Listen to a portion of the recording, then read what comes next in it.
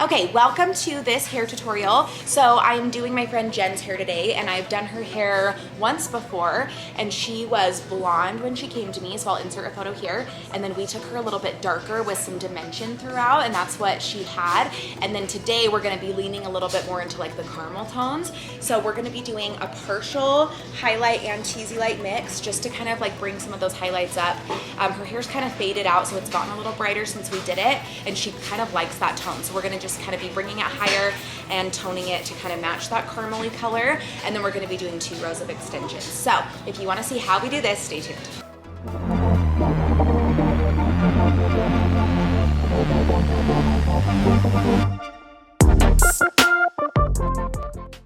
Okay, so this is Jen, and we love the color that we have right now. It's just kind of like a faded out caramel, but we're gonna be maintenancing it, making it a little bit brighter, but then also still keeping this depth underneath. And then we're gonna be adding in extensions. So we've got the J-Tide in Graham, Trini, and Kenzie. And this is just gonna be like a beautiful caramely blend.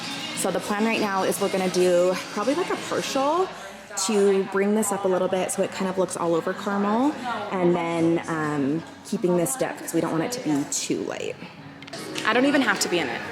Just so you know, I'm so bad at dancing. Maybe you can come in like that one time. Okay, like at the end. Yes. Okay, perfect, love it. And then the transition would be right here. Right there, and then go into, yes. Okay, I love that. Okay, wait. Whitney's like a pro, and so are you. I'm like, did you really? I dance at like 7. Yeah, that would be cute. A hair flip is the move. I love it. Would you know that? Yeah, why was it that? Or you go off? No, you're good. Okay, so for her color, she liked what it faded out to, and she's really drawn to the warmer tones for her skin. So we just did a partial to kind of brighten things up, but we wanted to keep dimension through there. So I'm starting in the back of this mohawk section, and what I'm going to be doing is 1 teasy light to 2 highlights.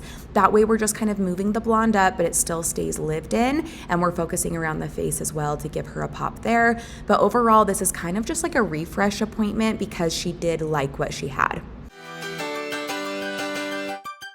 I am using Blonde Me with 20 volume, and this is a bit of a closer angle so you can see I'm just alternating the 1 teasy light to the 2 highlights. And when I do a mohawk section like this, once I get to about a halfway point, I turn the client around and then I start in the front hairline and then meet in the middle so that all the foils connect. When I'm doing the money piece and the front hairline like this, I like to go on either side to give the hairline a really customized fit with those foils with the client's natural hairline. So I have one on the left and one on the right and then one in the middle to connect it all. That way there's no empty gaps and everything's covered. So I did 3 highlights there in the front, and then I did teasy lights. I did 2 back to back just so that the front wouldn't look too solid. And then I'm gonna continue my pattern of 1 teasy light to 2 highlights. Okay, so I wanted to show you guys how we write our service tickets. So basically we write the date, the stylist and client name, and then the service, if there's a discount or if you do extra mixes, if you do extensions, and then the colors and methods that you did if you did, and then the tip and total recorded in sheets, because that's how we record things here. So this has been really helpful to have, especially if you have your assistant or your front desk, the receptionist checking you out, because you can come fill it out and then they can check your client out.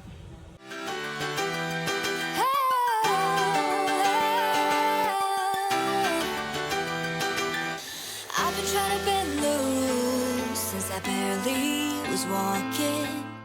Okay, so for her root, I am going to be doing Redken Shades EQ 5N, 5NA, and I did equal parts, and this is 1.6 ounces total, and I did 10 volume to give it a little more grip.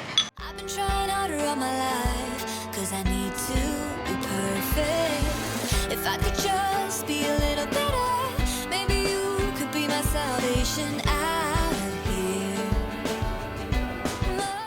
At the bowl, I am doing just a slight tap around those 3 highlighted foils I had done to keep those brighter.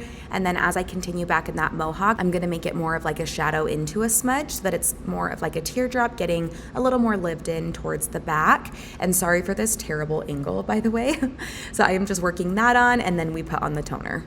I can get it off, we are never done. I'm Julian, baby, you are like the sun. Pour out all your love.